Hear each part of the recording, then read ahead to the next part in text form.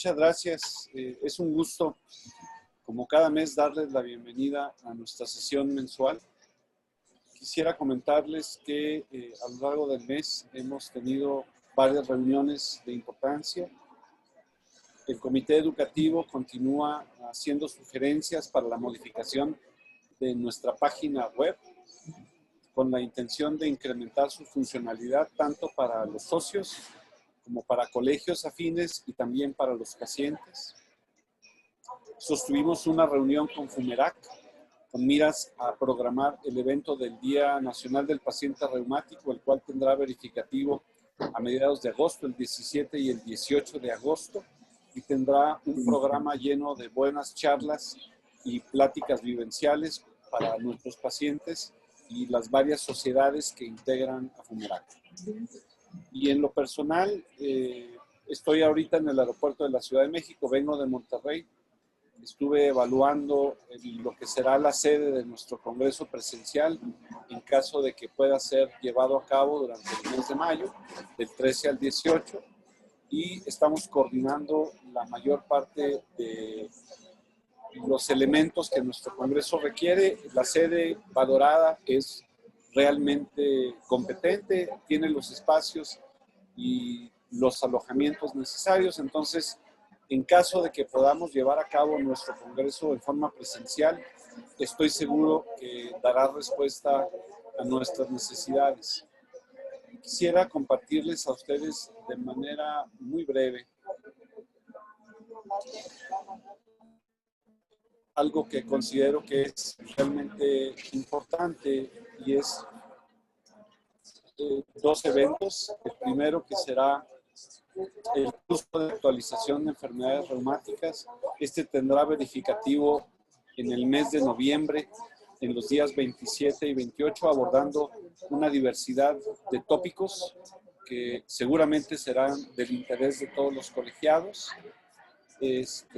Los coordinadores son reumatólogos conocidos con una muy larga trayectoria, y estoy seguro que podrán brindarnos un temario de interés para todos nosotros. Y además comentarles que el Comité de Educación ha dado luz verde a la plataforma de votación para la elección de los temas y los ponentes que integrarán los temas de nuestro congreso y probablemente de cursos accesorios. Este cuestionario puede ser abordado desde la página del colegio. Es necesario registrarse y estará la votación restringida solo a los miembros en activo. En esta plataforma, cada uno de nosotros tendrá tres alternativas, tres movimientos. Puede elegir entre proponer ponentes, proponer temas o votar por temas o ponentes que ya hayan sido propuestos. Seguramente en la etapa más temprana incrementarán las propuestas tanto de ponentes como temas. Siéntanse en completa libertad, y conforme el tiempo avance, la votación será la parte más importante. Ustedes podrán ver qué temas llevan más votos, pero no podrán ver qué ponente lleva más votos, con la intención de no erosionar, por supuesto, el prestigio de ninguno de nuestros ponentes. Quiero comentarles que el miércoles el Comité Ejecutivo sostuvo una reunión por vía virtual con la mayor parte de los laboratorios que suelen colaborar con nosotros en nuestras actividades. El plan de acción para el próximo ciclo fue propuesto ya y tuvimos una respuesta muy aceptable. El proyecto económico de nuestro próximo congreso será sometido a detalle al Comité de Finanzas en el próximo mes, y en este punto no tenemos definido aún si el congreso será presencial o virtual. Esperamos tomar la decisión en el mes de noviembre, por supuesto tomando la opinión de muchos de ustedes, y esperemos para bien que pudiera ser presencial. Mando a nombre del Comité Ejecutivo y del Colegio mi saludo y mi reconocimiento a todos y todas las que siguen en el primer frente de batalla contra COVID, esperando que estén todos bien. Celebro que el doctor Casasola esté de nuevo en casa. Agradezco mucho al comité local en Monterrey por sus amabilidades para permitir la visita de inspección. Y sin más, por el momento, tengo el gusto de invitarlos a ver nuestra sesión, la cual estará a cargo del Hospital 20 de Noviembre y la coordinación de la doctora Fedra Irazoque, y que lleva por tema adherencia al tratamiento en artritis reumatoide. ¿Se puede optimizar la adherencia al tratamiento en un sistema de salud ideal? Estoy seguro que será del interés de todos ustedes. Muchas gracias.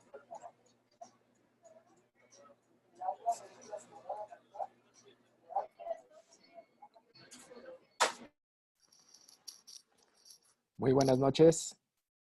Saúl, ¿me escuchó? Saúl. Sí se oye, Francisco. Ok, voy a hacer antes de darle la palabra a la doctora Fedra, voy a dar lectura del acta de la sesión mensual ordinaria del Colegio Mexicano de Reumatología correspondiente al mes de agosto del 2020. Siendo las 20 horas del 25 de agosto del 2020, a través de la plataforma Zoom y de YouTube, por la contingencia sanitaria relacionada a la pandemia por COVID-19, tuvo lugar la presentación de la sesión mensual ordinaria del Colegio Mexicano de Reumatología correspondiente al mes de agosto del 2020. Se registró un total de 280 asistentes en línea, 166 colegiados, 51 residentes y 63 no colegiados. Se inició la sesión con el siguiente orden del día. 1. Bienvenida, informe del Comité Ejecutivo del Colegio Mexicano de Reumatología y presentación de la sesión académica a cargo del doctor César Pacheco Tena. 2. Lectura del acta anterior por el secretario del Colegio Mexicano de Reumatología, José Francisco Moctezuma Ríos. 3. Sesión académica. El doctor César Pacheco dio la bienvenida como cada mes a nuestra sesión mensual e inicia el informe del Comité Ejecutivo. Comentó que, como se sabe, la pandemia continúa siendo una limitante importante para cualquier proyecto en Claro, pero que se ha avanzado en algunos rubros y manifestó el agradecimiento a todos los comités quienes han sido durante todo este tiempo de gran ayuda. Destacó los cuestionamientos de algunos colegiados de la factibilidad de que el Congreso del próximo año se realice de forma presencial en el mes de febrero 2021. Comunicó que no es factible. Si el Congreso se realizara en el mes de febrero sería virtual, y la posibilidad de que se está explorando es que si es presencial sería en el mes de abril o mayo del 2021. Mandó los mejores deseos para los colegas que siguen enfrentando la pandemia por el virus COVID-19. Manifestó saber que la pandemia se encuentra muy activa en varias ciudades de la República, haciendo hincapié en redoblar la esperanza para que la curva tienda a controlarse y se tenga una opción para las muchas vacunas que se están siendo probadas en estos momentos y que ayuden de alguna manera a salir mejor librados y retomar nuestras actividades normales. Pasó a dar la bienvenida a la sesión académica titulada Algunos escenarios de nefritis lúpica, coordinación e introducción a cargo del doctor Carlos Abud, escalas de riesgo para nefritis lúpica y factibilidad a cargo del doctor Enrique Cuevas, glomerulonefritis rápidamente progresiva en lupus a cargo del doctor Carlos Abud, nefritis lúpica membranosa a cargo del doctor David Alejandro Herrera, heterogeneidad de manejo de nefritis lúpica en México a cargo de la doctora Georgina Aguilera Barragán, factores de riesgo para hospitalización en pacientes con nefritis lúpica a cargo de la doctora Ivette Eunice García, y tratamiento actual de nefritis lúpica a cargo del doctor Carlos Abud. Atentamente, el secretario del Colegio Mexicano de Reumatología, José Francisco Moctezuma Ríos. Si hubiera alguna consideración, podrían manifestarlo en este momento, o no sé, Saúl, si en el chat o cómo pudiera ser. Sí, lo ideal sería que lo colocaran en el chat. Ok, entonces si no es así, damos paso a la sesión académica. Muchas gracias.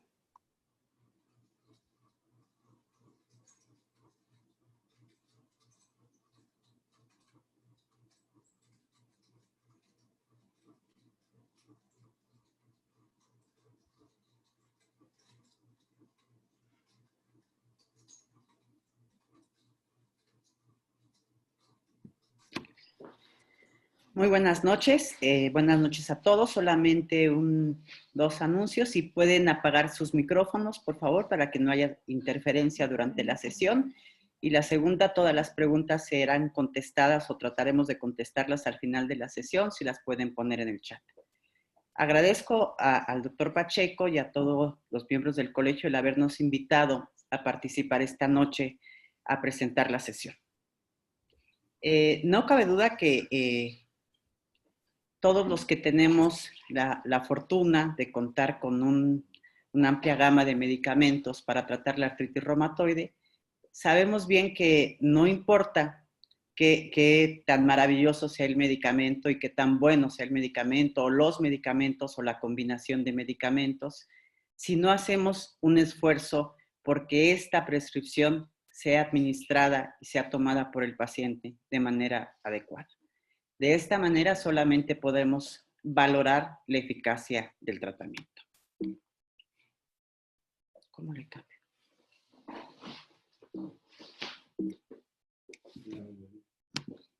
Okay.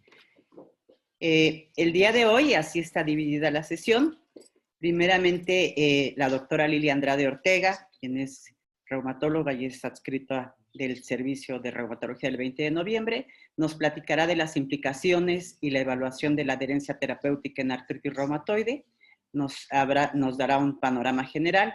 Posteriormente, el doctor José Luis Amaya, quien es residente de segundo año de la especialidad, nos presentará un trabajo que hemos hecho en conjunto con varias instituciones, que se llama Adherencia al Tratamiento y Correlación con Desenlaces en Segundo y Tercer Nivel de Atención.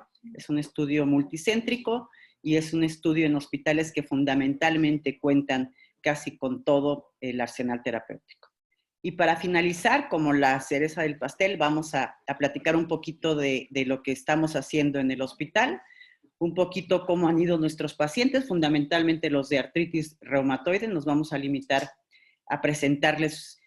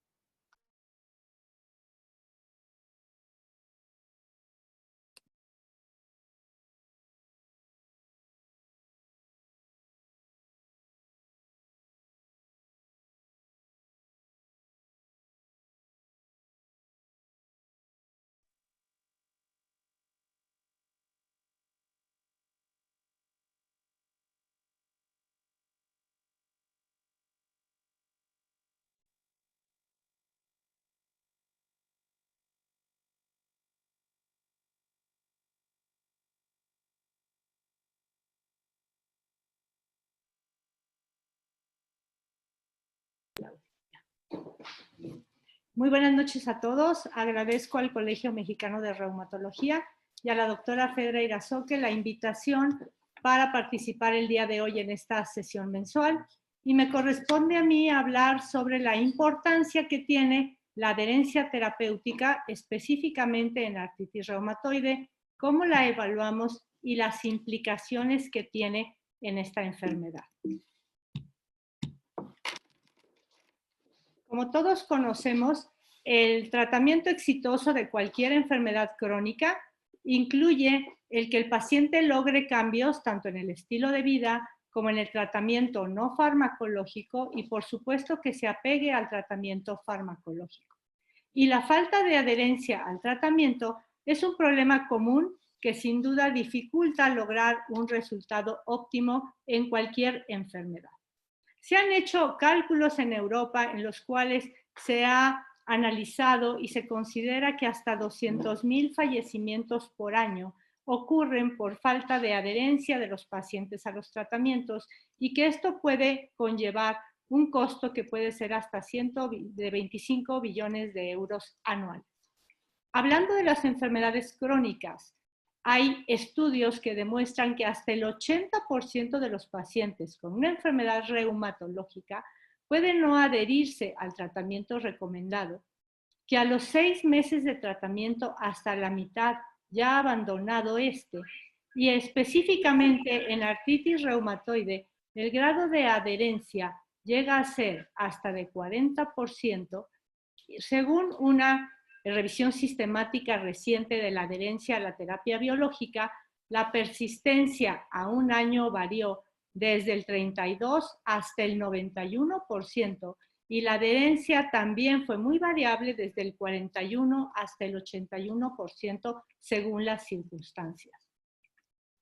Y para poder continuar describiendo algunos aspectos del tema, tenemos que definir que en general se habla de cumplimiento o de adherencia a aquel grado en el que un paciente actúa adaptándose a la medicación prescrita, tanto en dosis como intervalo y en régimen.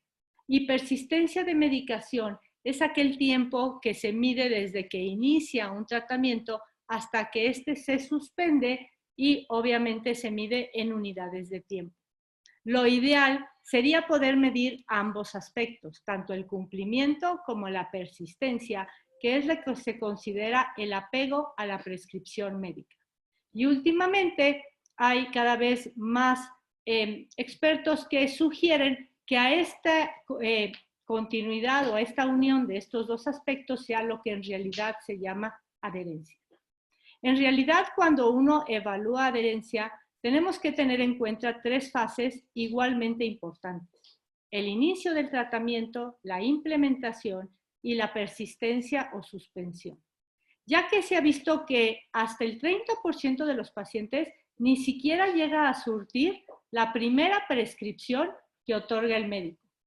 Casi la mitad no la implementan en la forma indicada por el mismo, y menos del 50% continúan con el tratamiento por 2 años o más.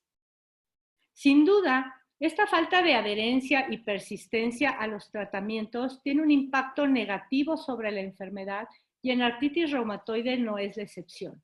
Y les muestro en la imagen solo algunos ejemplos de publicaciones que han encontrado que la falta de persistencia y adherencia en pacientes con artritis reumatoide al tratamiento con FARME se asocia con un mayor nivel de actividad, menores índices funcionales, remisiones más tardías y además menor tiempo de remisión sostenida, recaídas más frecuentes después de la remisión y hasta una mayor progresión estructural.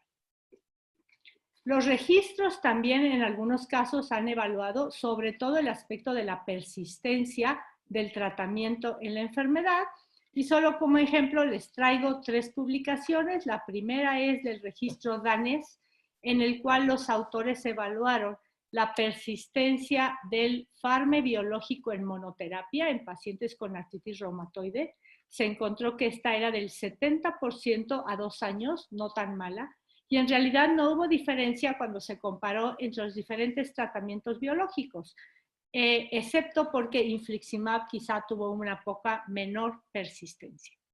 La segunda publicación corresponde al registro inglés, el RABBIT, en el cual más de 10,000 pacientes que recibían diferentes tratamientos para R fueron evaluados, y comparando la monoterapia con anti-TNFs contra la terapia combinada, se encontró que aunque en general la persistencia al año era bastante adecuada, del 71%, a los 5 años ni el 42% continuaba con la terapéutica.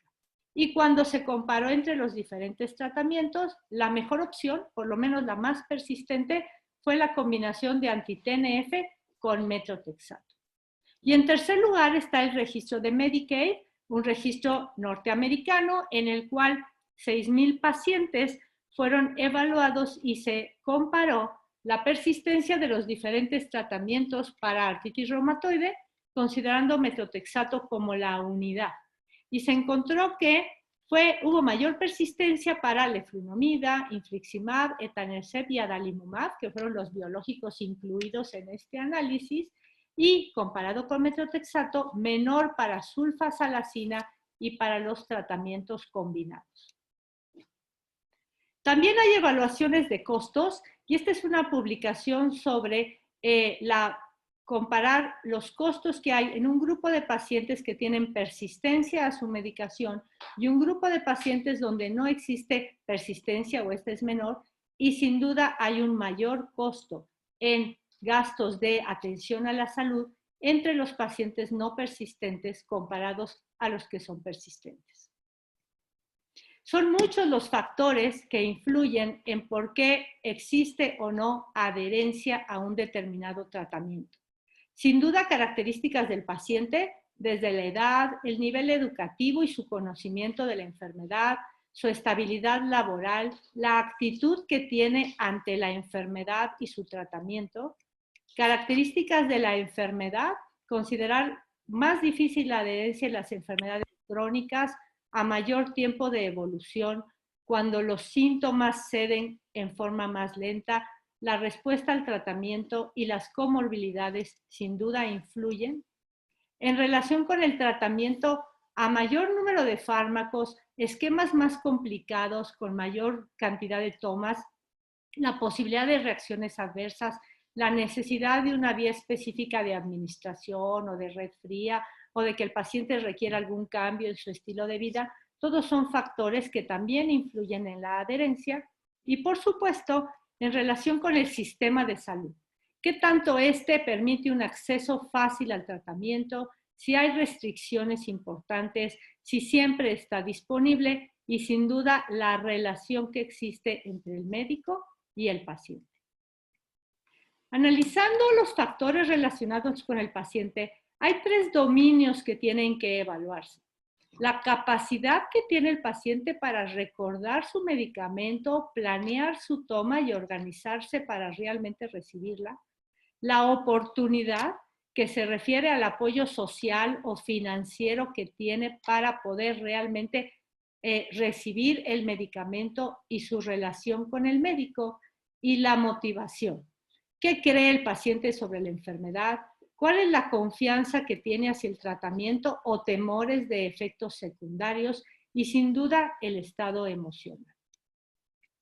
Les muestro un estudio publicado en el 2016 por la doctora Boschardt, en la cual en un grupo de pacientes con enfermedades reumáticas inflamatorias, la gran mayoría artritis reumatoide, se les preguntó y se hizo un enlistado de cuáles eran los principales aspectos que podían constituir barreras o aspectos que facilitaban el uso de los diferentes medicamentos y la adherencia en artritis reumatoide. Y después de encontrar que todos estos ámbitos pueden ser importantes, se les pidió a los pacientes que estratificaran para ellos qué era lo que más les motivaba o facilitaba el adherirse a la terapéutica. Los resultados fueron que la motivación más importante fue que los medicamentos ayuden a disminuir sus síntomas. En segundo lugar, que les permitan mantener su independencia. Y en tercer lugar, que puedan decidir junto con el médico sobre cuáles son los medicamentos más adecuados en cada caso. Sin duda, una de las conclusiones importantes del trabajo es que se requiere una buena comunicación médico-paciente como primer paso para analizar qué tan adherente está siendo el paciente y poder detectar aquellas barreras e intervenir en forma oportuna y positiva en cada caso. Y dentro de los esfuerzos por tratar de unificar el estudio formal de la adherencia y permanencia en las enfermedades reumáticas, o MERACT, inició un grupo específico para analizar todos estos dominios, a incluirlos y hacer una especie de recomendación sobre cuáles son los aspectos que deben incluirse en los estudios que intenten evaluar la adherencia o modificarla en algún momento. Y esta es una iniciativa que aún está en desarrollo. ¿Cómo medimos la adherencia? Existen métodos directos y métodos indirectos. Los métodos directos más obvios, aunque complicados, son la cuantificación del fármaco o sus metabolitos en sangre o en orina, o la observación de la toma del medicamento o la aplicación por vía parenteral, lo cual solo es posible en circunstancias muy especiales o cuando las aplicaciones son relativamente espaciadas.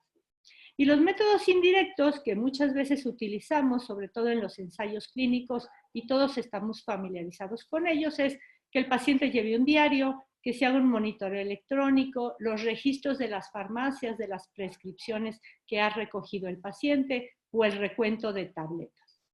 También se han elaborado y se han validado diferentes cuestionarios para medir adherencia terapéutica y ustedes pueden ver ahí en negritas los que más se utilizan dentro del ámbito de la reumatología. El SMAC, que es el cuestionario simplificado de adherencia a la medicación, es un cuestionario que se desarrolló inicialmente para pacientes en tratamiento inmunosupresor, específicamente pacientes trasplantados y después pacientes con VIH, y que posteriormente ha sido adaptado o ha sido usado en pacientes reumatológicos y además está validado y traducido en el castellano en España.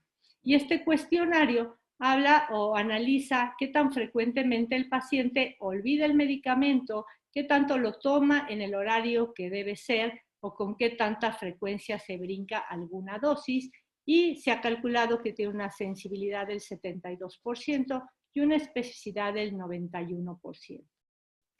El cuestionario de cumplimiento de reumatología es un instrumento que fue diseñado específicamente para aplicarse en padecimientos reumatológicos, consta de 19 ítems y analiza con qué tanta frecuencia el paciente toma su medicamento, pero además, ¿cuál es su percepción sobre la confianza que tiene ante la medicación o los temores? Y qué tanto o analiza los motivos posibles por los que el paciente en ocasiones no es adherente. Este cuestionario también ha sido traducido y validado al castellano por el Instituto IDEP de Buenos Aires.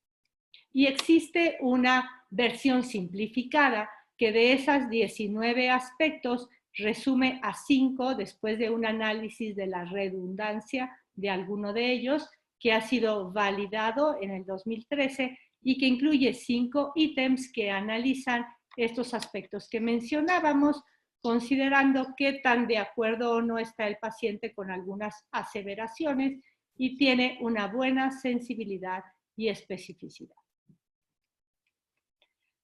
Hay publicaciones que tratan de analizar cuáles pueden ser los factores en general que influyen en la adherencia al tratamiento en la artritis reumatoide. Y ustedes pueden ver aquí, de los ejemplos que he colocado, cómo estos factores son muy diversos.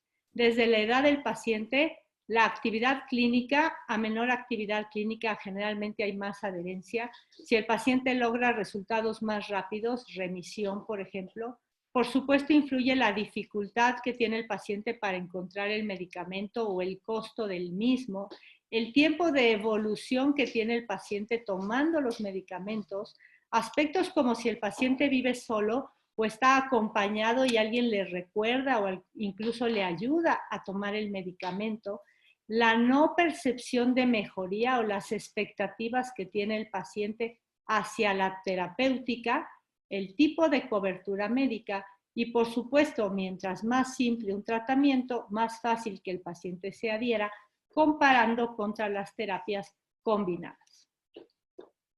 Y este es un trabajo que habla sobre otro aspecto importante, la satisfacción que tiene el paciente hacia su tratamiento.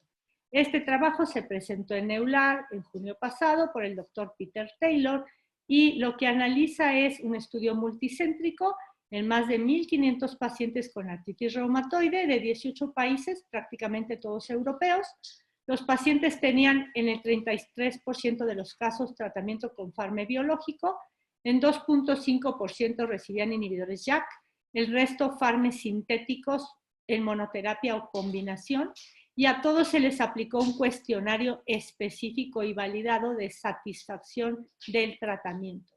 Y lo que podemos ver es que, considerando 80 como el punto umbral para una satisfacción adecuada y conveniente del paciente hacia el tratamiento, aún en un mundo aparentemente ideal de tratamiento en Europa, solo el 13.5% de los pacientes tenían una buena satisfacción hacia su terapéutica.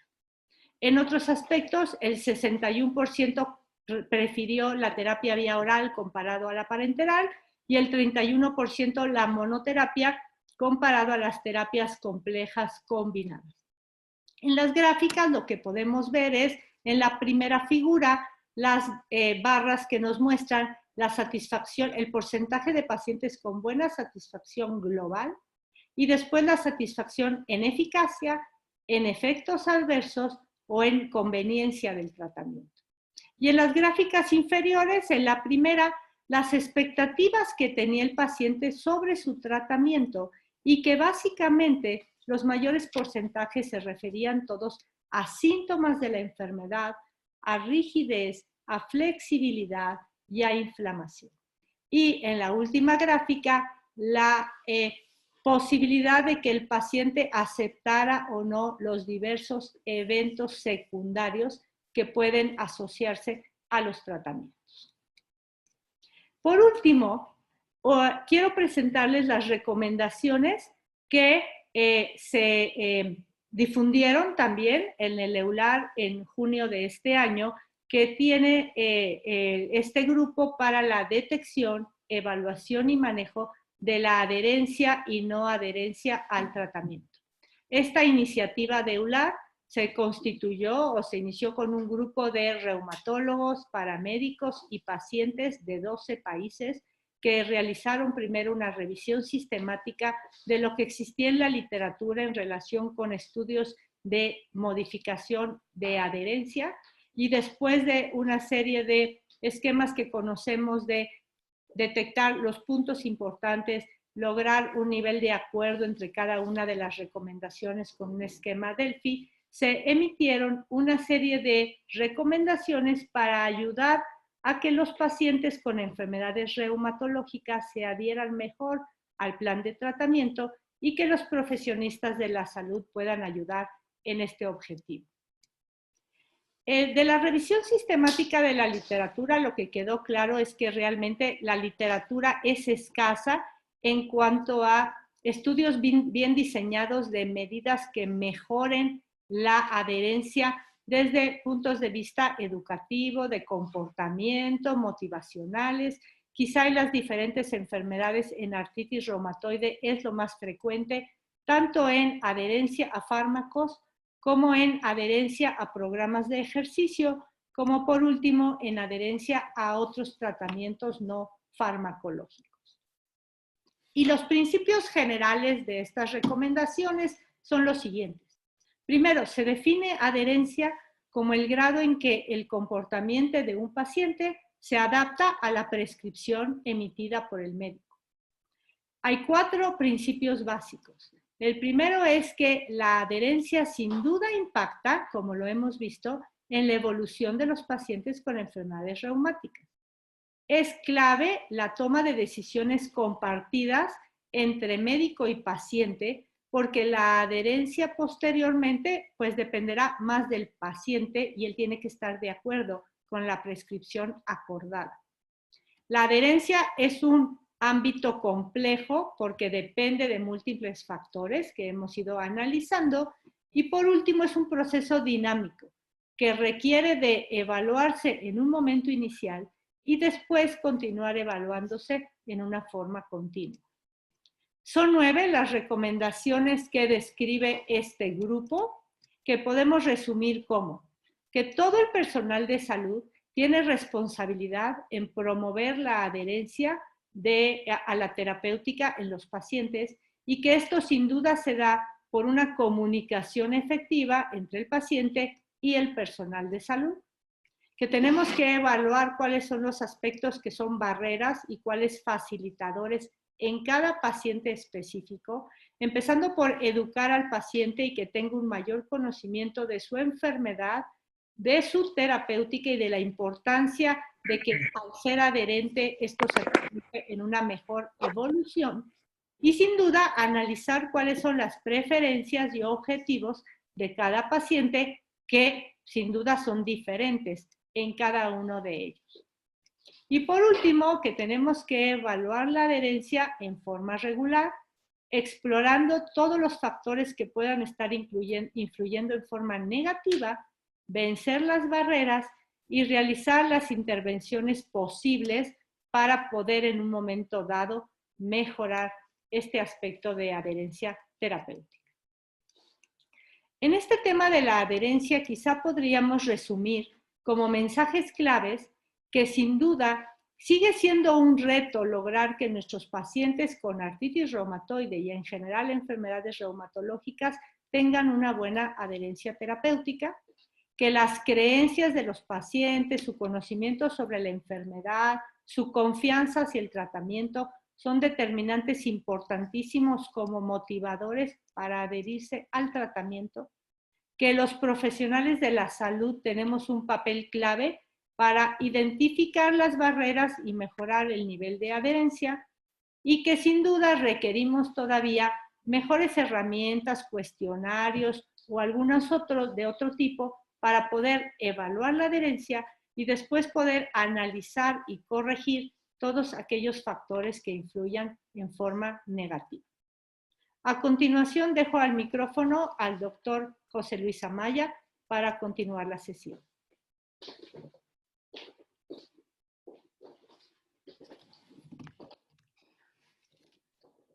Hola, primero que nada, buenas noches y muchas gracias y agradezco al colegio por haber permitido presentarles este trabajo. Y bueno, continuando con el tema que ya bien nos hizo la doctora Andrade el favor de darnos un gran panorama sobre la misma, quisiera presentarles el trabajo que se realizó en distintos centros del ISSSTE y además de Sedena, que como tal cuentan con algunas características específicas y que queremos mostrarles. En esta segunda diapositiva les muestro todos los colaboradores que hicieron posible la realización de este estudio. No los voy a mencionar por temas de tiempo, sin embargo, pues reconocer el trabajo de cada uno de ellos. El objetivo principal al realizar este estudio justamente fue identificar el grado de adherencia en pacientes con artritis reumatoide. Y como objetivos secundarios era determinar los motivos de la falla, cuáles eran los factores relacionados a la adherencia, así como las diferencias entre los diversos niveles de atención. Nosotros definimos adherencia como todo aquel cumplimiento de mayor del 80% en la indicación del médico. Y la falta de adherencia o la falla a toda alteración en esta prescripción, tanto en la dosificación, ya sea por el retraso, la pérdida o inclusive el adelanto de las dosis. Como bien se mencionó en la presentación anterior, nuestro trabajo es un estudio analítico, es observacional, multicéntrico, en donde pudimos participar distintos centros, los cuales fueron nuestro centro del 20 de noviembre, el ISSSTE de Chihuahua, el ISSSTE de Zaragoza, el ISSSTE de Toluca, el Darío Fernández, el ISSSTE de Querétaro, además de también poder contar con la participación del Sedena. Siendo estos centros tanto de segundo como tercer nivel y todos ellos contando con la presencia del servicio de reumatología, así como también en el Hospital Central Militar, y todos estos se caracterizan por ser un centro de alta especialidad, además de contar con un abasto de medicamentos casi con ellos todo el tiempo, así como los recursos para diferentes terapias farmacológicas, tanto sintéticos como también terapias biológicas. Nosotros realizamos, bueno, los criterios de inclusión para nuestro estudio fueron todos aquellos pacientes que fueran mayores de 18 años y que cumplieran con el criterio o el diagnóstico de artritis reumatoide por los criterios de ACR-EULAR del 2010. A todos nuestros pacientes se les invitó a participar en este estudio previamente con su autorización y se les otorgó un cuestionario, el cual contaba con 4 hojas para la recolección de datos. La invitación a participar en este estudio se realizó en un periodo que fue de octubre del 2019 hasta febrero del 2020. Lamentablemente, también tuvo que ser acortado este periodo de tiempo por la pandemia actual que vive nuestro país y el mundo en general. Dentro de todos los pacientes que pudimos recolectar fueron 410 pacientes en total, de los cuales se excluyeron 47, ya que no tenían completamente contestado el cuestionario o algunos ítems no estaban bien especificados, y teniendo un total de 373 pacientes elegibles para el análisis de nuestro estudio. Dentro de nuestro cuestionario o el cuestionario que se le otorgó al paciente constaba de diferentes características, dentro de las cuales podíamos ver los datos de identificación, así como datos demográficos que contaba el paciente, los antecedentes de la misma enfermedad, así como los años de evolución, el tratamiento actual, los medicamentos que estaban usando de forma diaria, tanto para las comorbilidades que ellos tuvieran, como también para la artritis, y la forma de administración de cada uno de estos medicamentos. También se preguntaba la satisfacción del tratamiento actual y cuál era la frecuencia en cuanto a la dificultad, si es que la presentaba, de tener el abastecimiento de estos medicamentos, así como el motivo de la falla que ellos presentaran. La realización de estos cuestionarios fueron el SMAC y el CQR5, que ya bien mencionó la doctora Andrade. Sin embargo, es importante recalcar que en el cuestionario SMAC tiene 2 formas de evaluarse. Una de ellas, que de hecho ellos denominan de forma cualitativa, en la cual toman en cuenta los primeros 5 ítems que vemos en la pantalla y que toda una combinación de los resultados dan como respuesta si el paciente es adherente o no adherente al tratamiento. También existe una forma que ellos también denominaron cuantitativa, la cual no me parece un buen término. Sin embargo, toman en cuenta únicamente el ítem 5 y refieren que la respuesta tanto A como B representa una adherencia de más del 80% del tratamiento. Entonces, en este SMAC existen 2 formas de evaluarlo. En cuanto al cuestionario CQR5, también lo utilizamos de forma para hacer una comparación con el SMAC previamente mencionado y para correlacionar nuestros resultados de la misma forma.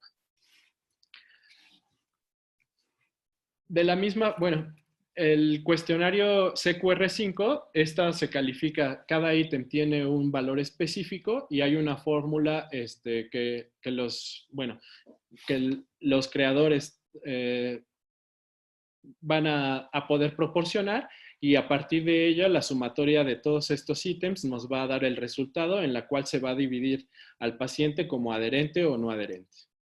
Las variables que nosotros tomamos en cuenta son las siguientes. No se las voy a mencionar del todo, únicamente que fueron variables demográficas, así como también variables sobre la enfermedad, que tomaban en cuenta tanto la duración, la actividad de la misma, la actividad por el índice de DAS y también la clase funcional. También había descripción o de variables sobre los tratamientos que los pacientes estaban llevando a cabo, tanto fármacos sintéticos como biológicos, así como las combinaciones de estos 2 tratamientos, y tanto el número de medicamentos que el paciente tomaba en total, tanto para las comorbilidades que tuvieran y también directamente para la artritis reumatoide. Otras variables que tomamos en cuenta fue la satisfacción del tratamiento, la dificultad para la obtención y sobre todo cuál era la causa de esta dificultad para obtener el medicamento o la falla de la adherencia como tal. Este estudio, todas las variables de forma categórica se realizó descripción de las mismas por porcentajes, las variables continuas, se realizó medias, desviaciones estándar, así como intervalos de confianza, y se realizó un análisis univariado para identificar cuáles eran aquellos factores asociados a la falta de adherencia. Como tal, todo nuestro estudio estadístico se realizó con el programa SPSS, que en su versión para Mac, y también el Prism 8 en versión para Mac para la realización de los gráficos. A continuación ya les voy a mostrar los resultados en donde podemos observar cómo en los datos demográficos la mayoría de nuestros pacientes, que era el 90%, eran mujeres. La edad media era alrededor del 54.9 años con una desviación de más o menos 11. Cabe resaltar que la mayoría de nuestros pacientes caben dentro de la categoría en escolaridad de licenciatura y preparatoria, en donde podemos ahí identificar un poco cuál es la preparación de los pacientes que tienen, por lo menos los que acuden a nuestros centros de salud. Dentro de la ocupación podemos ver que la mayoría de ellos, o por lo menos el 45%, eran trabajadores de forma activa y que el 93% tenía un apoyo, refería que tenía un apoyo familiar. Esto quiere decir que contaban tanto con el apoyo tanto para el abastecimiento de medicamentos, para su administración, como también para el apoyo de la misma enfermedad como tal. La duración de la enfermedad en la mayoría de nuestros pacientes como media fue de 15.3 años, con desviaciones de más o menos 9 años. Dentro de las características clínicas de la enfermedad, podemos observar también que la mayoría, englobando el 80% de nuestros pacientes cayendo en una actividad ya sea de remisión o una actividad baja de la enfermedad. Y la clase funcional también prácticamente el 80 o 90% dentro de la clase funcional 1 y 2. Aquí en esta siguiente gráfica podemos observar cuál es la distribución hospitalaria.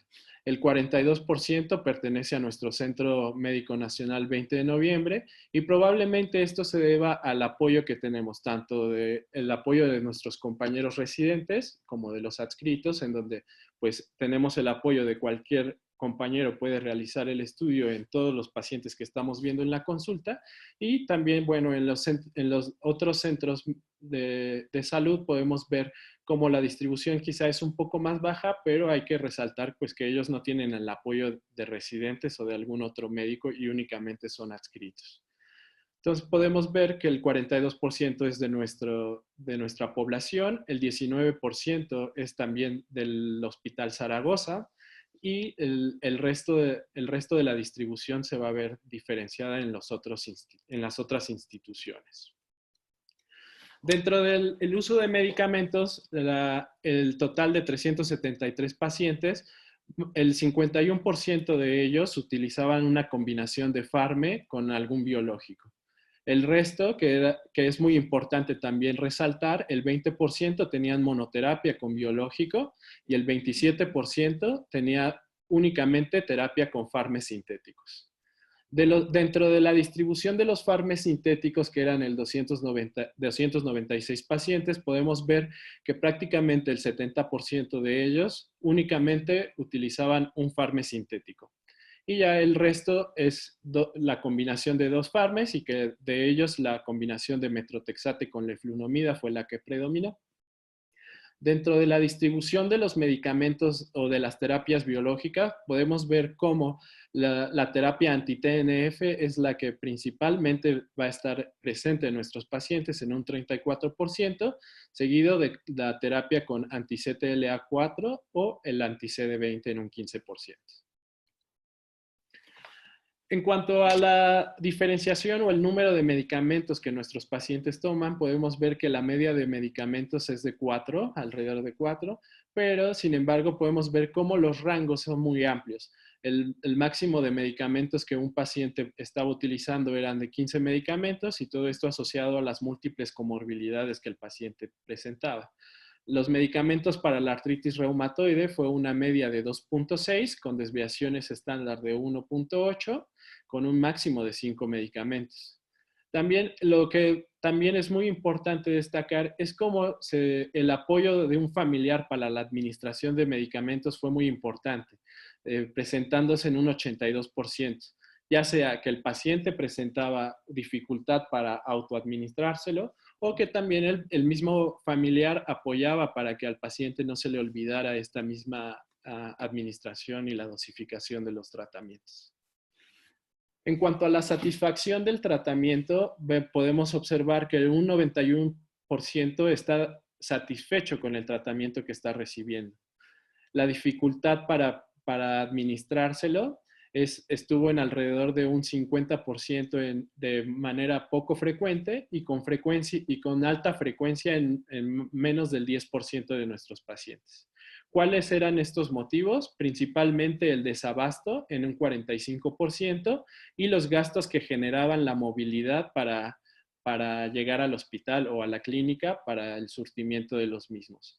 Aquí también hay que reconocer que en nuestros institutos el desabasto es relativamente infrecuente, siendo alrededor de una semana el rango mayor que tienen que tener de espera para poder contar con el surtimiento del mismo.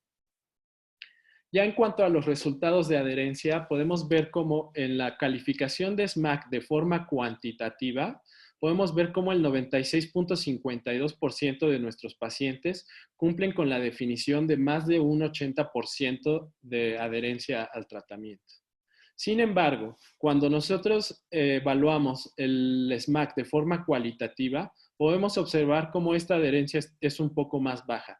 ¿Y por qué se puede dar esta diferencia? Probablemente sea por la definición operacional de adherencia, que la forma de evaluarlo de la forma cualitativa que ellos llaman es un poco más estricta, obteniendo aquí que el 52.55% son adherentes. Si vemos de forma detallada los ítems que marcan en el cuestionario SMAC, podemos ver que el ítem 1 habla sobre el olvido, presentándose únicamente en un 23%. Aquellos que respetan el horario de la toma de medicación está presente en un 83%. La afección externa, ya sea que haya algún olvido. Perdón, ¿pueden apagar sus micrófonos? La afectación externa habla de todos aquello ámbito que hace al paciente tanto olvidar, que hace al paciente que alguna infección o alguna otra comorbilidad tenga influencia sobre el tratamiento, y esta se presentó en un 20.6%. Los olvidos en fin de semana, que también suelen ser muy frecuentes, únicamente se presentaron en un 7.77% de los pacientes. En cuanto a la frecuencia de omisiones, podemos observar que el 97% caben en una o dos olvidos en la última semana y prácticamente casi ninguna.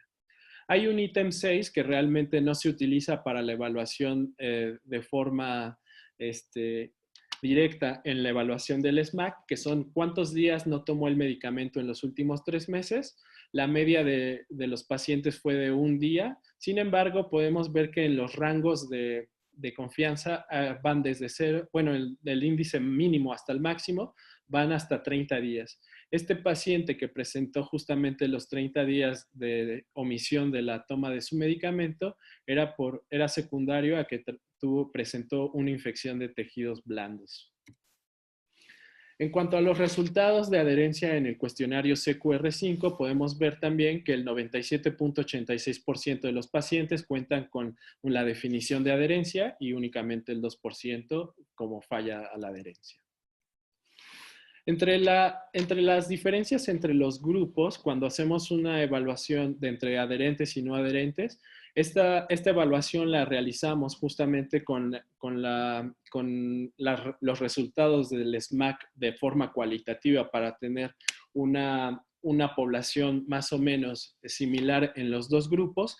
Podemos observar que lo único significativo fue aquellos pacientes que tenían un DAS menor de 2.7, en donde podemos ver que aquellos no adherentes tenían una media de 2.7 y los adherentes de 2.3 con más menos 1. De la misma forma, en el análisis univariado, donde se comparó de la misma manera adherentes contra no adherentes, podemos ver cómo no hay diferencias entre los distintos institutos. Sí podemos ver una diferencia en el sexo femenino, donde hay mayor en la adherencia. Sin embargo, pues esto cabe resaltar que aquí tenemos probablemente un sesgo por el número por la N que se presentaron en nuestro estudio. La educación no presentó ninguna diferencia, así como tampoco la situación laboral ni la situación de vivienda.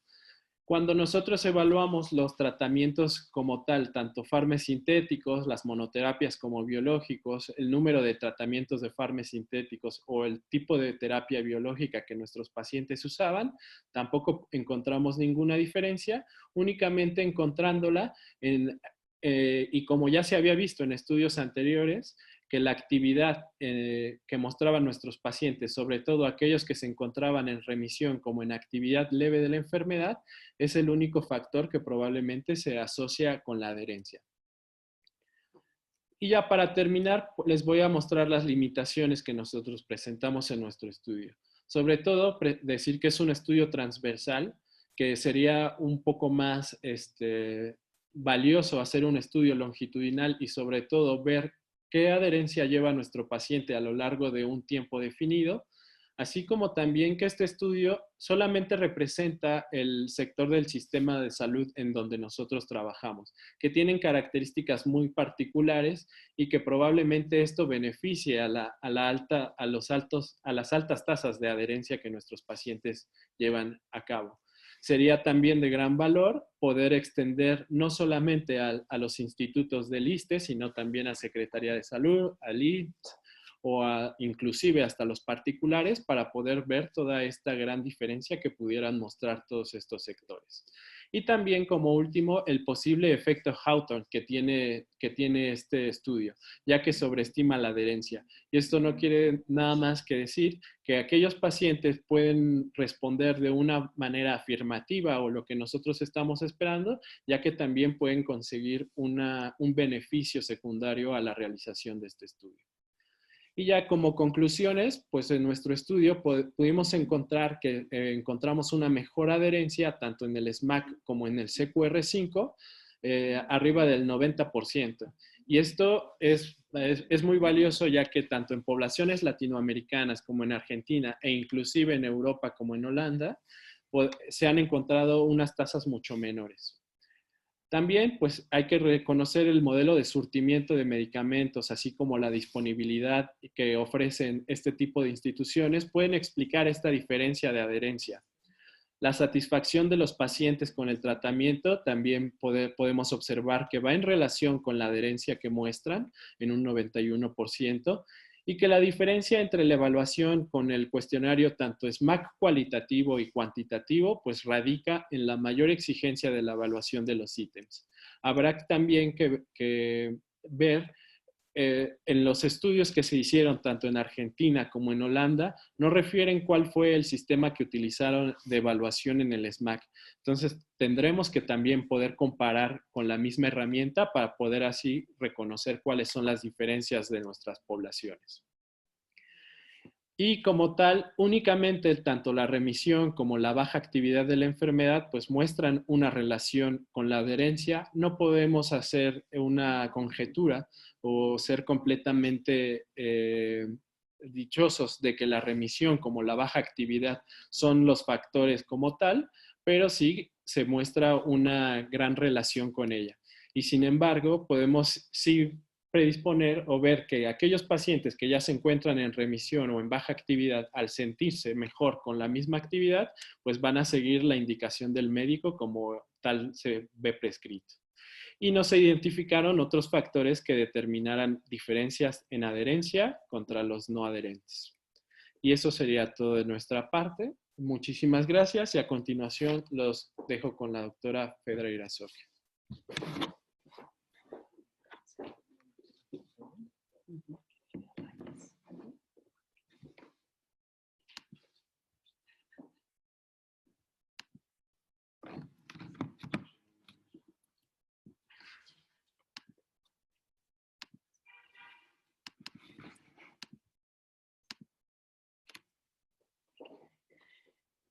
Bueno, lo que vamos a intentar o intentamos con lo que les voy a presentar a continuación es un poquito asociar cómo les va a los pacientes que estaban en remisión y que eran adherentes, sobre todo en artritis reumatoide. El número es muy pequeño y solamente son resultados preliminares, seguramente en el Congreso, y ya reuniendo un mayor número de casos, los presentaré ampliamente. Evidentemente, ninguno de nosotros nos imaginábamos lo que íbamos a vivir en estos últimos meses. Tampoco nos imaginábamos la magnitud de la pandemia, y vaya que este virus nos ha cambiado a todos la vida. Tomé prestada una frase de la doctora Pérez, es una neumóloga, que dice: la naturaleza, sin elucubrar sobre la potencial participación de Dios o el diablo, ha puesto otra vez en problemas a la humanidad, y esta es la evidencia más clara. Hasta el día de ayer ya hay más de 33 millones de casos de contagio en el mundo, 7 millones están activos y hay más de 1 millón de pacientes que han fallecido. En el caso de México, con todo y nuestros problemas de registro y de reporte de casos, están reportados ante la Organización Mundial de la Salud 763,000 casos reportados, en la actualidad 37,000 activos, y el día de hoy 77,000 defunciones.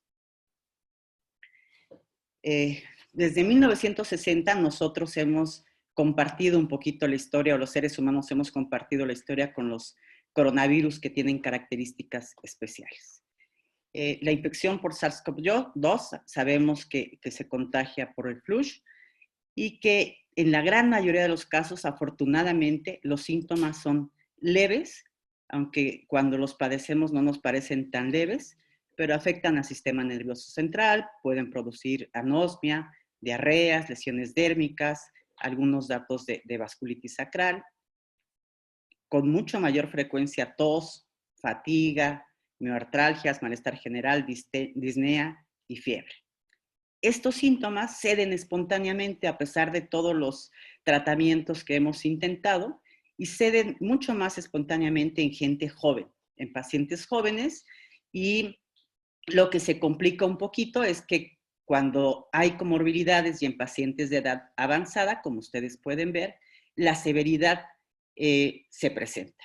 La severidad puede llegar a ser entre el 15 y el 20% y se complica fundamentalmente con casos de neumonía. Y se ha podido valorar y se ha podido encontrar partículas virales en células presentadoras de antígeno, y también se ha podido ver una gran migración de células inmunes hacia el parénquima pulmonar, y esta migración de células inmunes son parte responsables de todos los cambios que encontramos a nivel pulmonar.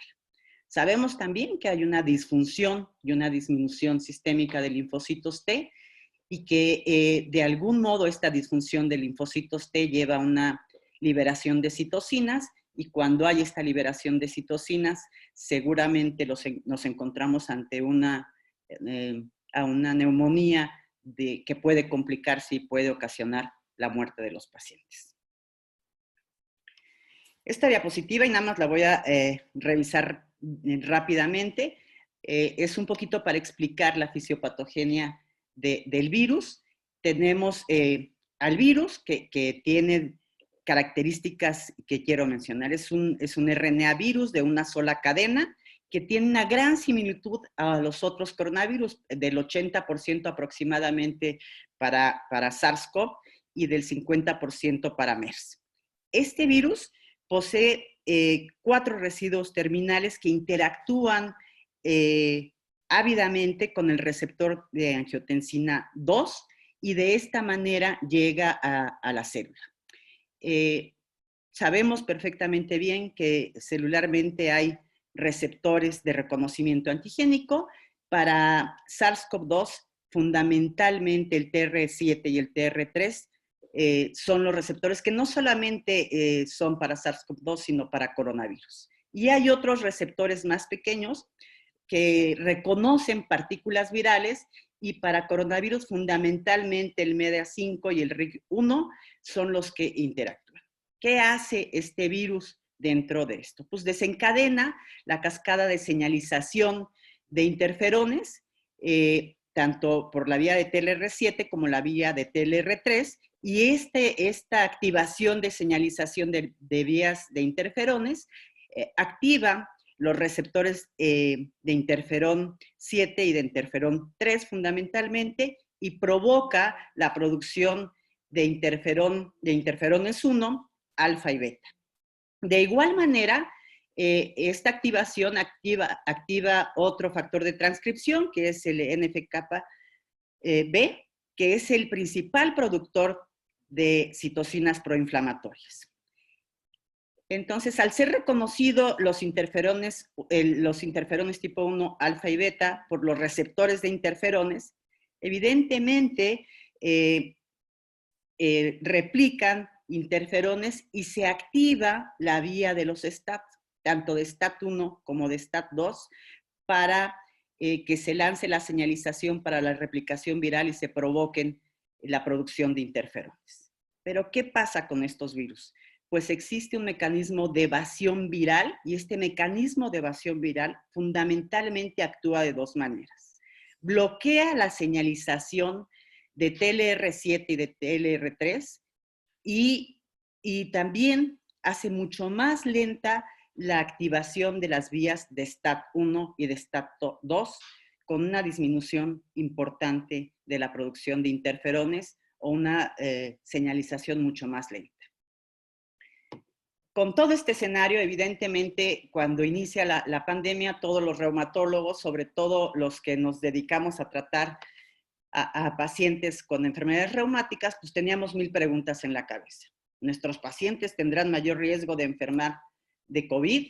¿El tratamiento lo tenemos que modificar antes del tratamiento, antes de iniciar los síntomas, o después de que han padecido COVID tendremos que hacer alguna modificación? ¿Cómo tengo que manejar a los pacientes con enfermedades reumáticas durante la pandemia? Telemedicina, videoconferencias, ¿esto realmente tiene una legislación? ¿Se podrá hacer? ¿Cómo podemos disminuir el riesgo de contagio de nuestros pacientes? ¿Tenemos que modificar las vías de administración de los medicamentos? ¿Suspendo los biológicos o los inhibidores de JAK? ¿Cómo actúan cloroquina e hidroxicloroquina? Que ya sabemos que la evidencia parece ser que no favorece ni en la prevención ni en el tratamiento de COVID-19. El uso de esteroides, las publicaciones que hay con respecto a que los pacientes con rituximab pudieran tener una mayor complicación de esta enfermedad. Y desde entonces, desde abril a la fecha, hemos sido testigos de un gran número de publicaciones con respecto a esto. Hay decenas y decenas de publicaciones de la frecuencia de las manifestaciones de COVID-19 en pacientes reumáticos. Hay artículos que hablan de mayor riesgo de infección, hay artículos que hablan de esta sobreposición de manifestaciones clínicas y de laboratorio de enfermedades reumáticas y de COVID-19. Hay otros que hablan de mayor riesgo de ventilación mecánica y otros que dicen que los pacientes que tienen estas comorbilidades, como hipertensión y diabetes y enfermedades reumáticas, pues tendrán una mayor mortalidad, que puede ser hasta del 9%. Hay otros estudios que hablan nada más de la frecuencia de los pacientes, y estos son algunos registros retrospectivos, y esta es más o menos la gráfica de la frecuencia de los pacientes, intentando poner a nuestros pacientes como en el grupo de mayor riesgo por tener alguna autoinmunidad o por ser tratados con inmunosupresores. Asimismo, la relación con los esteroides ha sido muy estudiada. Los pacientes que reciben mayor dosis de esteroides y por tiempo más prolongado seguramente iban a tener más complicaciones, y algunos de los artículos así lo mencionaban. También hay publicaciones de cómo ha impactado la pandemia sobre nuestros pacientes. Este artículo plantea o lo que hizo es aplicar cuestionarios sobre cómo veían a los pacientes la pandemia y qué habían hecho. Y ustedes pueden ver cómo un gran porcentaje de los pacientes modificaron el tratamiento de base y tenían un impacto emocional por la pandemia, tenían mucho miedo a contagiarse por los inmunosupresores, y así mismo muchos de ellos tenían miedo por el poco acceso que tuvieron durante mucho tiempo a los antipalúdicos, antimaláricos. Una encuesta similar fue realizada por el grupo de la doctora Pineda en Monterrey y los resultados fueron completamente diferentes, seguramente porque tienen una mejor comunicación con los pacientes, y ustedes aquí pueden ver que la gran mayoría, el 85%, no cambió la medicación, y los que sí cambiaron la medicación era porque no tenían acceso, porque no únicamente se escaseó hidroxicloroquina y cloroquina, sino también la sulfidina y otros fármacos, porque tenían miedo de contraer COVID, y otros, el menor porcentaje, por indicación médica. Muchos de ellos, la gran mayoría, conocían las ventajas de estar en el tratamiento, y otros no tenían idea de cuál era el riesgo de suspender el tratamiento. Recientemente, en julio, nuestros amigos Jorge Morales y Francisco Javier Aceves publican este editorial que a mí me resulta muy importante, porque aparte de mencionar el impacto de la pandemia sobre nuestros pacientes y sobre la humanidad, digamos, o todos los pacientes, nos habla también de los impactos que a veces no tomamos mucho en cuenta. Uno es el impacto psicológico, no solamente en los pacientes, sino también sobre los médicos, y otro sobre los equipos de protección personal, que cada vez tenemos que usar de mejor manera, y no tenemos que bajar la guardia, y los tenemos que seguir usando, y más que nunca, mientras no exista vacuna o tratamiento, tenemos que insistir esto con los médicos, con nuestros médicos, pero también con nuestros pacientes. También desde abril, los grupos que hacen las recomendaciones para el Colegio Americano de Reumatología iniciaron con las recomendaciones. Es la versión 1 de las recomendaciones del Colegio Americano de Reumatología, donde finalmente mencionaban que el riesgo del fracaso del tratamiento de COVID-19 en los pacientes con enfermedades reumáticas estaba fundamentalmente relacionado con los factores de riesgo generales para todas las otras poblaciones, y se asociaban fundamentalmente a la edad y a la presencia de comorbilidades. Que no hay factores de mal pronóstico de COVID-19 específicos de enfermedades reumáticas, y también hablaban de la tormenta de citocinas y de cuándo manejar la tormenta de citocinas y cómo. Posteriormente, en julio, EULAR lanza también sus recomendaciones con un grupo mucho más robusto de profesionales, y también habla de medidas generales de prevención, habla también de la separación del manejo de enfermedades reumáticas y de COVID-19, mencionando que COVID-19 tiene que ser manejado por un médico especialista en esto, ya sea internista, neumólogo o infectólogo, y los reumatólogos nos tendremos que dedicar a tratar exclusivamente las enfermedades reumáticas. Yo creo que no tiene idea de lo que hacen todos los reumatólogos en la primera línea de batalla, seguramente en muchos hospitales. También aparecieron las guías NICE con unas recomendaciones muy similares a las anteriores, y recientemente, hace unos días, el Colegio Americano de Reumatología lanza o publica la versión número 2 de las guías. Y esta sí me permití hacer un pequeño resumen para compartirlas con ustedes, porque me parece que son importantes y en suma tocan en puntos que son de interés para todos. Dentro de los aspectos generales de las recomendaciones está el riesgo de complicaciones de COVID-19, se relaciona con factores generales, ya habíamos dicho, como comorbilidades y la edad de los pacientes. Debe de aconsejarse en los pacientes sobre todas las medidas generales de prevención, distancia social, higiene de manos y uso de equipo de cubrebocas. Como parte de un proceso de decisión compartida, los pacientes del reumatólogo deben de disminuir la frecuencia de las consultas y la exposición potencial al virus, utilizar telemedicina, espaciar la realización de exámenes de laboratorio, espaciar los medicamentos intravenosos, para que no acudan los pacientes a un centro de atención COVID donde seguramente se pueden infectar. Si está indicado, deben administrarse esteroides en la menor dosis posible para el control de la enfermedad reumática, sin importar la exposición o el estado de la infección. Los esteroides no deben de suspenderse bruscamente, ya que la suspensión brusca evidentemente va seguida de actividad de la enfermedad y de requerimiento mayor de esteroides, que sí pudieran ser un factor de riesgo para los pacientes y el tratamiento con antihipertensivo, con inhibidores de la ECA o con bloqueadores del receptor de angiotensina tiene que seguir o puede iniciarse. Cuando hablamos del tratamiento de la enfermedad reumatológica sin exposición a SARS-CoV-2 y hablamos de enfermedad reumática estable, mencionan que debe continuarse en antimaláricos, sulfasalacina, metotrexate, leflunomida e inmunosupresores, tacrolimus, ciclosporina A, micofenolato o azatioprina, biológicos, inhibidores de JAK y antiinflamatorios. Incluye en este capítulo a los pacientes con vasculitis de células gigantes que están manejados con anti-IL-6. Asimismo, con respecto a los pacientes que reciben denosumab para osteoporosis, este se puede espaciar, pero no más allá de 8 meses para que no pierda eficacia. En relación a pacientes con afección grave, no deben de disminuirse los inmunosupresores. La balanza es muy superior para controlar la enfermedad que para tratar de prevenir algo que no sabemos si van a padecer o no. Y con respecto a los pacientes con lupus, habla que los pacientes de diagnóstico reciente pueden recibir hidroxicloroquina o cloroquina a dosis plenas si está disponible.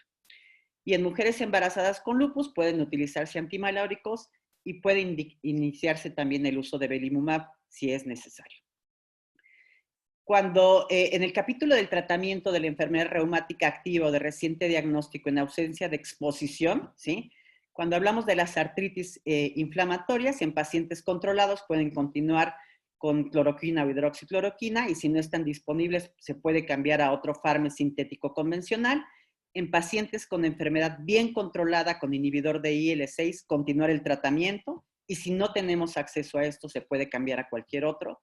En pacientes con actividad moderada o alta, a pesar de fármacos convencionales sintéticos, se puede iniciar biológico y en pacientes con enfermedad inflamatoria y actividad o reciente diagnóstico puede iniciarse cualquier tratamiento. También, si está indicado el tratamiento con esteroides, tratar de usar la menor dosis y también se pueden iniciar antiinflamatorios.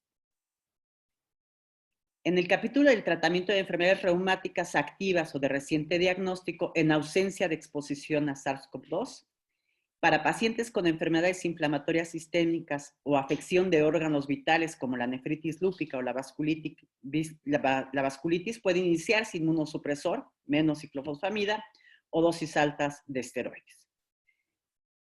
Y una recomendación que me parece muy importante es que en el contexto del desabasto de fármacos deben evitarse prescripciones de antimaláricos no aprobados por la FDA. Cuando hay exposición conocida a SARS-CoV-2 o hay infección por COVID-19, las recomendaciones son las siguientes.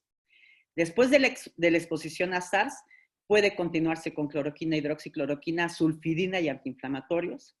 Deben suspenderse temporalmente todos los inmunosupresores, los biológicos no IL-6, los inhibidores de JAK, hasta tener un resultado negativo de PCR o 2 semanas después de observación sin síntomas. En circunstancias especiales como parte de una decisión compartida, los inhibidores de interleucina 6 pueden continuarse dependiendo de las condiciones del paciente.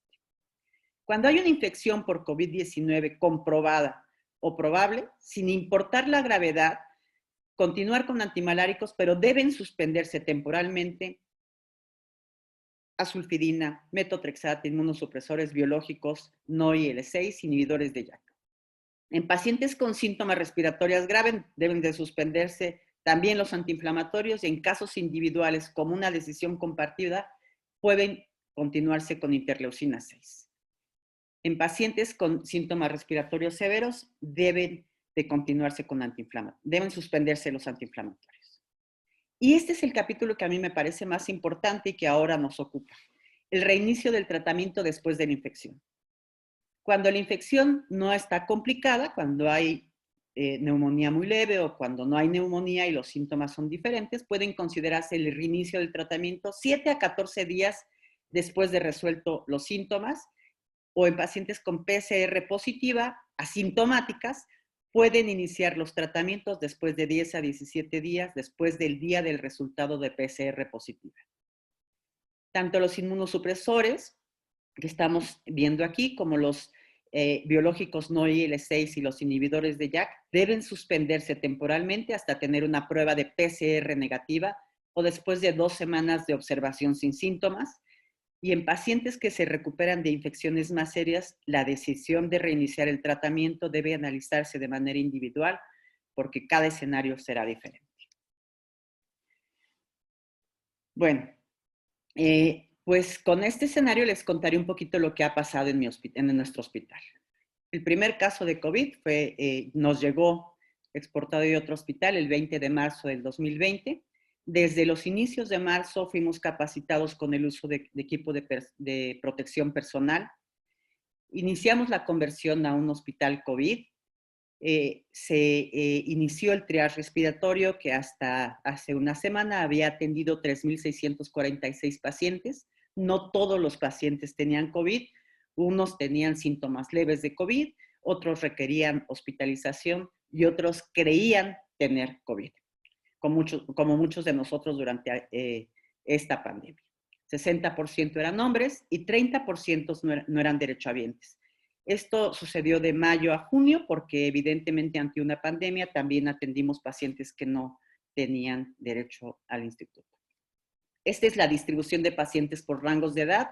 Ustedes pueden ver que el rango de edad es igual a lo publicado, tal vez un poquito más jóvenes, pero desde los 40 hasta los 70 años. Eso no excluyó a que tuviéramos pacientes pediátricos mayores de 71 años o adolescentes o adultos jóvenes.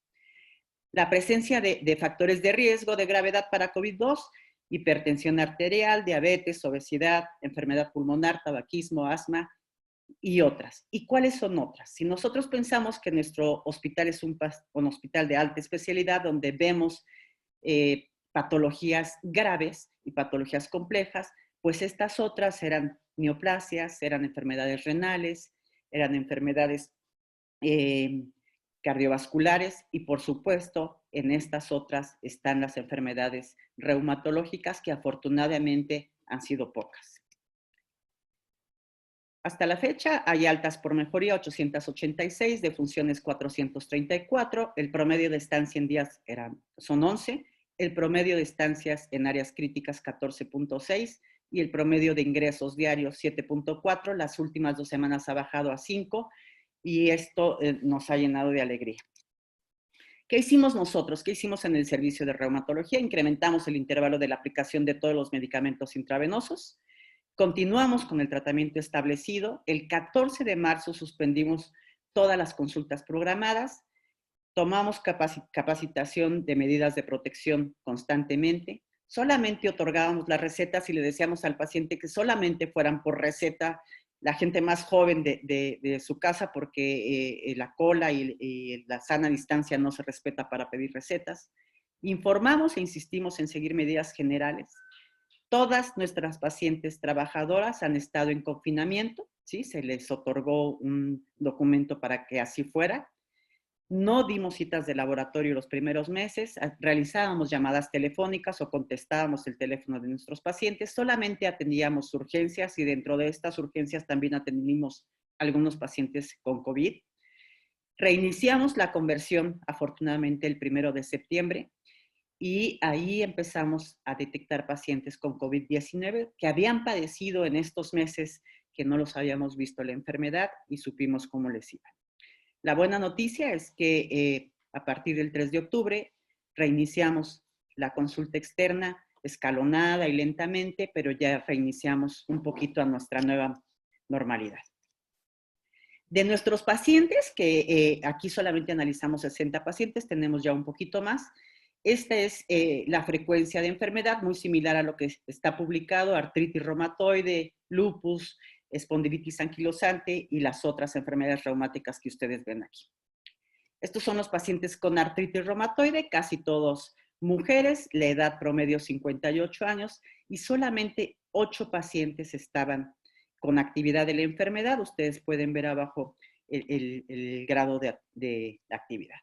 Las características demográficas con respecto a las comorbilidades, pues ninguna comorbilidad, 16 pacientes, una 8, 2, 6, 3, y aquí están las comorbilidades, al igual que la población general, una gama de comorbilidades muy similar. ¿Qué tratamiento estaban recibiendo al enfermarse de COVID? 15 pacientes en monoterapia, monoterapia con metotrexato o leflunomida, con interleucina 6,6, con tratamiento combinado con biológico más metotrexate 12 y combinación con Farme 4. Esta frecuencia es baja, seguramente cuando lo abramos a nuestro grupo y lo apliquemos en otros hospitales, esta combinación se incrementará. Nosotros casi no tenemos pacientes con esta combinación. Estas son las características del tratamiento biológico y de los inhibidores de JAK. Y los síntomas generales al inicio, que fueron interrogados, podemos observar que los síntomas generales como fiebre, cefalea, mialgias y artralgias en el 42%, anosmia en el 15%, la afección pulmonar con mucho fue la más frecuente y gastrointestinal en el 6%. ¿Cuántos pacientes de estos requirieron hospitalización? Tengo que mencionar que no todos en el hospital, algunos se hospitalizaron en otros hospitales. 36%, 12 pacientes, algunos requirieron esteroides, el 30%, y casi todos o un porcentaje muy alto suspendieron el tratamiento. Este es el tratamiento que recibieron nuestros pacientes con COVID, independientemente de la afección. Va desde tocilizumab y plasma convaleciente con anticoagulación a la combinación más utilizada, acitromicina, cloroquina o ivermectina en muchos casos. No siempre le indicamos o no la indicábamos nosotros porque no fueron de manera inicial tratados por nosotros. El diagnóstico inicial, ustedes pueden ver que 9 fueron por reumatólogos, de primer contacto 14, por un médico internista 7 y por neumólogo 3. ¿Cómo les fue a nuestros pacientes? Pues tuvimos una mortalidad, hemos tenido hasta ahorita una mortalidad de 4 pacientes con las siguientes comorbilidades. Una paciente con una enfermedad pulmonar intersticial, un paciente con diabetes e hipertensión, un paciente, hombre también, con adicciones a barbitúricos y un paciente con la comorbilidad más temida en el Distrito Federal, que era trabajador de la central de abastos. Dentro de nuestros pacientes, del grupo de pacientes, 6 pacientes tienen secuelas, 5 fibrosis, solamente 2 de estas fibrosis han sido oxígeno dependientes y un paciente con atelectasias. Todos ellos se encuentran en terapia pulmonar desde su egreso hospitalario. Hay una clínica COVID en el hospital. Esta es mi asociación con respecto a actividad de la enfermedad. Ustedes pueden ver que los pacientes que estaban en remisión, la gran mayoría tuvieron manejo en casa. De los pacientes con actividad, 4 tuvieron manejo en casa, 8 estuvieron hospitalizados y un paciente con remisión de la enfermedad, el de la central de abastos, fue el que estuvo hospitalizado. Ay, perdón. El uso de esteroides con relación a mortalidad la pueden ver aquí. Y ¿por qué nos metieron o por qué nos metimos nosotros a esta pandemia de primera intención? Porque un gran número de medicamentos, algunos con fundamento, algunos que hemos probado y no nos han resultado, otros que las publicaciones son todavía muy contradictorias, ¿no? Como tocilizumab, que sabemos bien que en tormenta de citocinas, pues claro, si lo hacemos al inicio, muy probablemente tenga beneficios, y otros que no nos tocan, como inmunoglobulinas, pues también nos han o han sido de consulta cotidiana en diferentes centros hospitalarios, y por eso es que estamos aquí. Seguramente lo que queremos es un antiviral que pueda hacer una modificación de esta pandemia. Para terminar, les contaré que no hemos encontrado ni se ha publicado ninguna evidencia que hable de riesgos específicos de nuestros pacientes para COVID, que los factores son exactamente iguales: edad mayor de 65 años, presencia de comorbilidades, todas estas comorbilidades que hemos mencionado, algunos biomarcadores de mal pronóstico, como la presencia de linfopenia, de DHL elevada, de proteína C reactiva, de interleucina 6, y evidentemente todos los datos que relacionan los tratamientos son muy controversiales actualmente. El 13 de abril, el Colegio Mexicano de Reumatología nos invitó a todos a participar en el registro de la Alianza Mundial de COVID-19. Esta alianza mundial no únicamente incluye a los pacientes adultos con COVID, ya hay un registro para pacientes pediátricos y es una alianza que nos va a permitir de algún modo conocer cómo es el comportamiento de la enfermedad en los pacientes con enfermedades reumáticas. Esta es una de las publicaciones cuando solamente había 2.101 pacientes y ustedes pueden ver la frecuencia de enfermedades muy similar a la que nosotros pudimos observar, las comorbilidades exactamente igual, el tratamiento para la artritis reumatoide, el porcentaje dependiendo de la raza y los latinoamericanos estamos bien representados pues gracias a los brasileños que han subido muchos pacientes a este registro. En septiembre pues había un número mayor de pacientes incluidos, más de 4,000, y la invitación abierta es a que todos nosotros participemos en este registro. Yo creo que es algo que nos va a servir, sobre todo cuando hagamos un análisis de las características de nuestros pacientes y seguramente conoceremos mucho mejor el comportamiento de las mismas. Entonces, la invitación es para todos. Todos tenemos algún paciente que haya tenido COVID y es muy sencillo, es un cuestionario muy sencillo. Se puede hacer en línea o se puede hacer de manera escrita y mandárselo a Desiree, que Desiree es Alpizar es la encargada de este registro y es muy amable, es muy amable para la captura de los pacientes. Finalmente, el mensaje final es que se acerca o ya está con nosotros el otro virus que verdaderamente es terrorífico y que evidentemente incluye a nuestros pacientes como población de alto riesgo y tratemos de invitar a todos los pacientes a vacunarse contra influenza porque de esta manera podemos impedir el binomio de influenza-COVID. Muchas gracias. Si tienen alguna pregunta, en el chat, ¿no? En el chat, y aquí las leemos.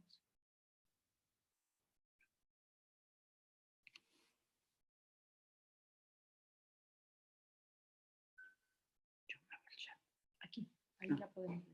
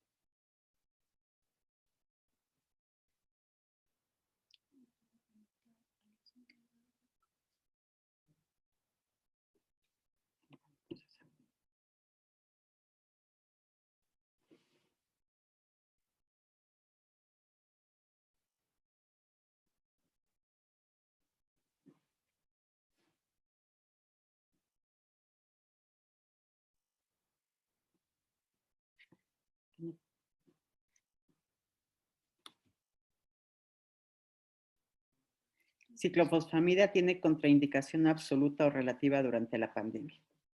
En todas las recomendaciones como que no está incluida. Y evidentemente yo creo que es relativa. Primero, ojalá y tuviéramos ciclofosfamida disponible en México, pero yo creo que hay que evaluar o hay que hacer un traje hecho a la medida. Si nosotros tenemos un paciente lúpico que requiere ciclofosfamida y que tiene involucro a órganos vitales, pues yo creo que no nos vamos a frenar ante la pandemia y entonces aislaremos mucho más al paciente, pero primero está tratar de salvar la vida de los pacientes y no creo que sea completamente una contraindicación absoluta, ¿no? Yo creo que es relativa. Sí, lo que menciona es, las diferentes recomendaciones es que si podemos cambiar a micofenolato o a otro medicamento transitoriamente, pues se puede hacer. Pero yo creo que en casos graves, pues evidentemente hay que usar ciclofosfamida.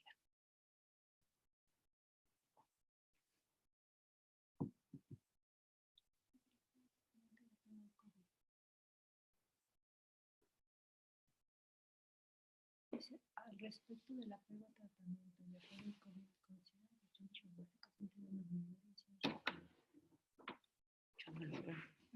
aquí en el, ahí está.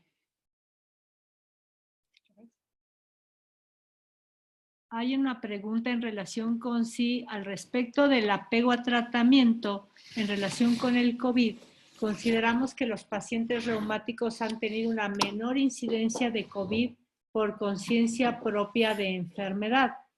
Lo que existe en la literatura publicado es que la incidencia es muy semejante al de la población general.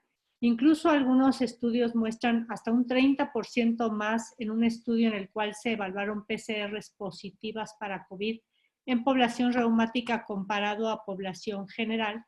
Sin embargo, la evolución de estos pacientes es muy semejante. Y yo creo que la actitud de los pacientes ha sido muy diversa y así lo refleja la literatura.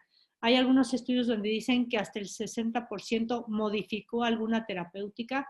Nosotros incluso al principio, que no sabíamos muy bien qué hacer, les decíamos que disminuyeran dosis de terapias biológicas o de alguna cosa, y ahora sabemos que lo mejor es mantener los tratamientos mientras no haya contacto o sospecha de infección. Y al final yo creo que en realidad, como bien dijo Fedra hace rato y nos queda claro, la evolución más bien depende de las comorbilidades inherentes a población general, exceptuando el uso de dosis altas de esteroide, que sí parece asociarse con un riesgo relativamente más alto. Y con respecto al uso de inhibidores de JAK, es cierto, sabemos bien que se han utilizado ruxolitinib y baricitinib para el tratamiento, sin embargo, todavía no tenemos un resultado positivo y las recomendaciones hablan más bien de los pacientes por el incremento, por la asociación de inhibición de vías de señalización.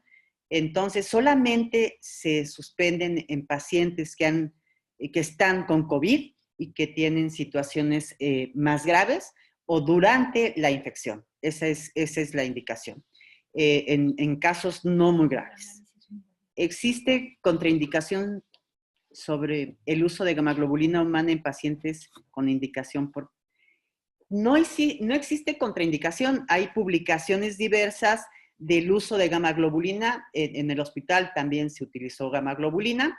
Creo que no hay una contraindicación del uso de gamaglobulina y COVID.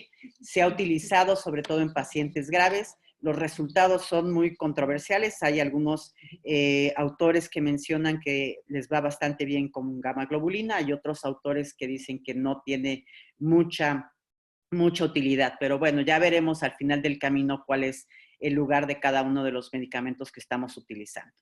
Y con relación a los pacientes recuperados con COVID, con terapia previa de inmunosupresor, los consensos de reinicio de manejo es la negativización de la prueba o 3 semanas posterior a la primera prueba y libre de síntomas.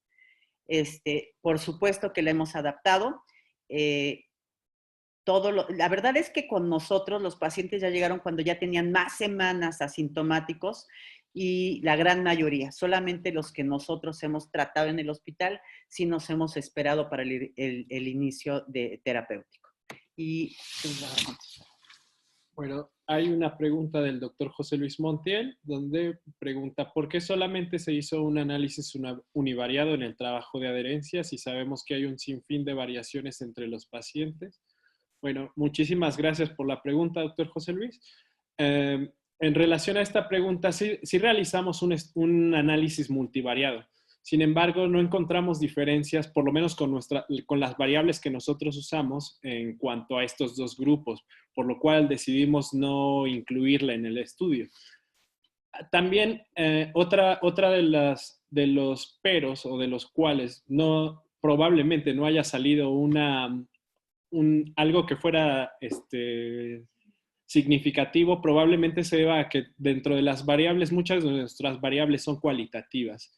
Entonces, hacer un análisis multivariado de muchas variables cualitativas no es tan representativo.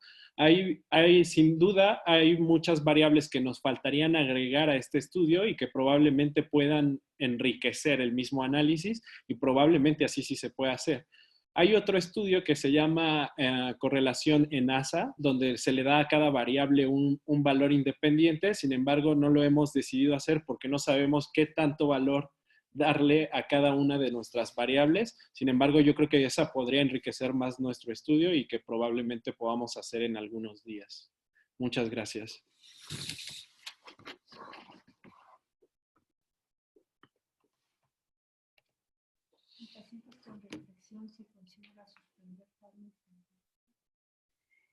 No hay ninguna recomendación de que en pacientes con reinfección suspendamos sintéticos. Nosotros todavía no vemos reinfecciones, no tenemos experiencia con eso, pero seguramente dependiendo de los síntomas, ¿no? No es lo mismo pacientes con síntomas leves que pacientes mucho más complicados. En pacientes complicados, igual que el resto de las recomendaciones, tendríamos que suspender temporalmente el tratamiento.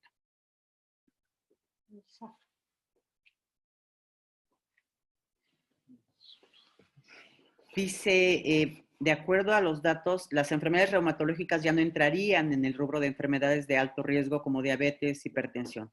¿Tendrían que excluirse del semáforo sanitario? No, porque estos pacientes, muchos de estos pacientes están tratados con inmunosupresores y yo creo que sería mejor tenerlos guardaditos y en su casa para evitar evidentemente contagios, ¿no? Está bien que no tengan factores de riesgo incrementados ni no sean una comorbilidad, pero evidentemente son pacientes mucho más frágiles y en el tenor de que esto va a asociarse con pandemia, yo preferiría que no. O yo creo que no. Paciente con síndrome antifosfolípido que presenta COVID. Hay una pregunta respecto a cuál es el mejor tratamiento en un paciente con síndrome antifosfolípido primario y que presenta infección por COVID-19. Pues depende del momento. Lo que dicen las recomendaciones es que el paciente que tiene COVID-19 infección, independientemente de su diagnóstico primario, debe recibir el tratamiento que el protocolo de su hospital esté utilizando, puesto que no hay todavía nada que pueda ser validado y todos sabemos que se han usado anticoagulantes, heparina de bajo peso molecular, heparina en general terapéutica. En estos casos que sabemos muy bien, existe una fase o un periodo que favorece la trombosis y posteriormente recuperado el paciente de la infección por COVID-19, la recomendación es continuar la terapéutica que estaba indicada por las manifestaciones del síndrome antifosfolípido primario. Si estaba anticoagulado, continuar la anticoagulación formal. Si solo recibía, por ejemplo, aspirina en los casos de SAF obstétrico, puede retomar nuevamente la terapéutica previa. El último dice, bueno, ¿cuál es su experiencia de COVID como desencadenante? Sí, ¿cuál es la experiencia de COVID como desencadenante de enfermedad reumática? Hay 2 o 3 publicaciones de manifestaciones reumatológicas de COVID. Yo recuerdo solamente una paciente que empezó con artritis posterior a COVID. No tenemos más pacientes con episodios inflamatorios o con otras enfermedades. Se autolimitó con manejo de antiinflamatorios, no ha vuelto a presentar esto. Fue transitorio, fue en los primeros 2 meses posterior a COVID. Y lo que es cierto es que muchos, o un porcentaje alto de nuestros pacientes que no lo presenté, presentan artralgias y ataque al estado general durante mucho tiempo después de COVID-19 o cuando la PCR ya está negativa y después de 2 semanas. Esto mejora con el ajuste de antiinflamatorios y no hemos visto mayor problema. También no tenemos tanta experiencia, son pocos casos. Poco a poco esto se irá nutriendo. Tal vez este es nuevamente el recordatorio de que registremos a los pacientes para que todos podamos tener pues, la experiencia de todos.